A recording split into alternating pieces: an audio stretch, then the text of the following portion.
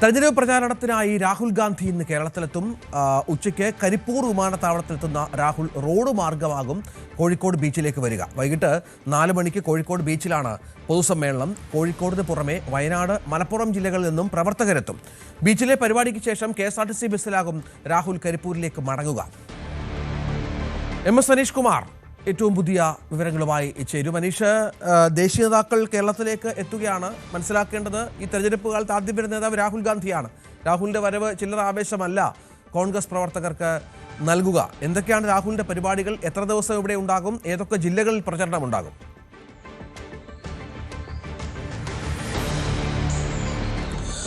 രഞ്ജിത്ത്, കോൺഗ്രസിന്റെ ക്യാമ്പിന് വലിയ ആവേശം പകർന്നുകൊണ്ടാണ് രാഹുൽ ഗാന്ധി കേരളത്തിലേക്ക് എത്തുന്നത്. നേരത്തെ പുതുയുഗ യാത്രയുടെ സമാപന ചടങ്ങിൽ രാഹുൽ ഗാന്ധി പങ്കെടുത്തു. അത് തെരഞ്ഞെടുപ്പ് പ്രചാരണത്തിന്റെ ഒരു കേളികൊട്ട് എന്ന് തന്നെ നമുക്ക് വിശേഷിപ്പിക്കാൻ കഴിയുമായിരുന്നു. അന്ന് 5 ഗ്യാരണ്ടികൾ പുറത്തിറക്കിയാണ് UDF ക്യാമ്പിന് രാഹുൽ ഗാന്ധി ആവേശം നൽകിയത്. ഇതിനുശേഷം ഇന്നിപ്പോൾ കോഴിക്കോടാണ് കേരള പര്യടനത്തിലെ ആദ്യ മഹാ റാലി സംഘടിപ്പിച്ചിരിക്കുന്നത്. വൈകുന്നേരം 4 മണിക്ക് കോഴിക്കോട് ബീച്ചിലാണ് ചടങ്ങ് സംഘടിപ്പിച്ചിരിക്കുന്നത്. കേരളത്തിലെ UDFിലെ അല്ലെങ്കിൽ കോൺഗ്രസിലെ പ്രധാന നേതാക്കൾ എല്ലാം തന്നെ ഇന്നത്തെ ഈ മഹാറാലിയിൽ പങ്കെടുക്കും. ഒപ്പം ഈ സമീപ പ്രദേശങ്ങളിൽ നിന്നുള്ള ജില്ലകളിലെയും മണ്ഡലങ്ങളിലെയും ഒക്കെ സ്ഥാനാർത്ഥികളും പരമാവധി ഇന്നത്തെ ചടങ്ങിൽ പങ്കെടുക്കുമെന്നാണ് അറിയിച്ചിരിക്കുന്നത്. ആയിരക്കണക്കിന് പ്രവർത്തകരെ പങ്കെടുപ്പിച്ചുകൊണ്ട് എങ്ങനെ കേരളത്തിൽ UDF അധികാരം പിടിക്കാൻ പോകുന്നു എന്നതിൻ്റെ ഒരു സൂചന എന്ന തരത്തിൽ തന്നെയാവും ഇന്നത്തെ ഈ മഹാറാലി ക്രമീകരിച്ചിരിക്കുന്നത് എന്നാണ് കോൺഗ്രസ് നേതാക്കൾ പറയുന്നത്. എന്തായാലും വലിയ വാഗ്ദാനങ്ങളുമായാണ് കോൺഗ്രസ് ഇത്തവണ ജനങ്ങളെ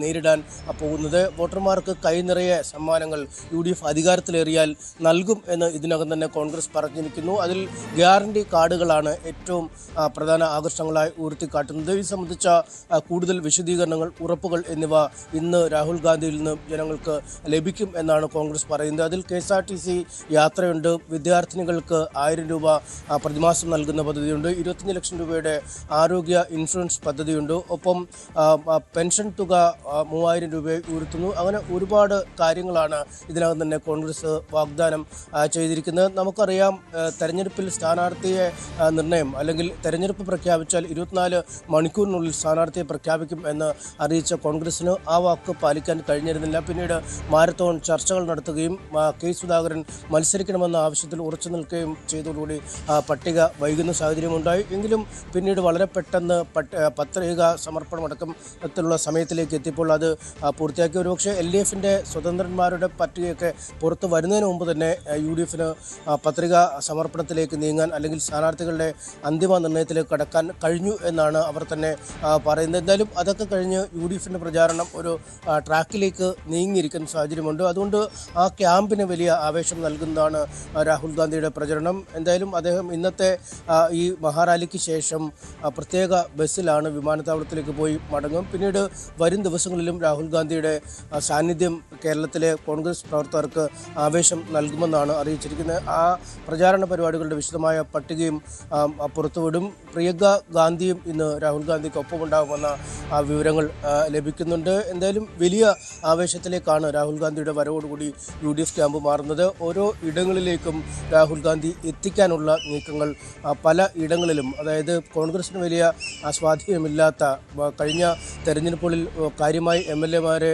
നൽകാൻ കഴിയാത്ത ഇടങ്ങൾക്കാവും ആദ്യ പരിഗണനയെന്ന് മനസ്സിലാക്കാൻ കഴിയുന്നു. അത്തരം ഇടങ്ങളിലാവും രാഹുൽ ഗാന്ധി ഈ പ്രചാരണത്തിലായി എത്തുക. രാഹുൽ ഗാന്ധി പ്രചാരണത്തിലെത്തിയാൽ അത്തരം മണ്ഡലങ്ങളിൽ വിജയം ഉറപ്പാണ് എന്നാണ് കോൺഗ്രസ് നേതാക്കൾ പറയുന്നത്. വലിയ ഒരു റാലിക്കാണ് ഇന്ന് കോഴിക്കോട് ബീച്ചിൽ UDF ആസൂത്രണം ചെയ്തിരിക്കുന്നത്. രഞ്ജിത്ത്, കോൺഗ്രസ് ക്യാമ്പിലുണ്ടാക്കുന്ന ആവേശം ചെറുതല്ല. തൊട്ടുപിന്നാലെ പ്രധാനമന്ത്രി നരേന്ദ്രമോദിയും എത്തുന്നുണ്ട്. ഞായറാഴ്ചയാണ് മോദിയുടെ പരിപാടി. അങ്ങനെ ദേശീയ നേതാക്കൾ കേരളത്തിലേക്ക് വരികയാണ് തെരഞ്ഞെടുപ്പ് രംഗം ചൂടുപിടിപ്പിക്കാൻ. കൂടുതൽ വാർത്തകൾക്ക് News 18 Keralam YouTube channel subscribe ചെയ്യുക.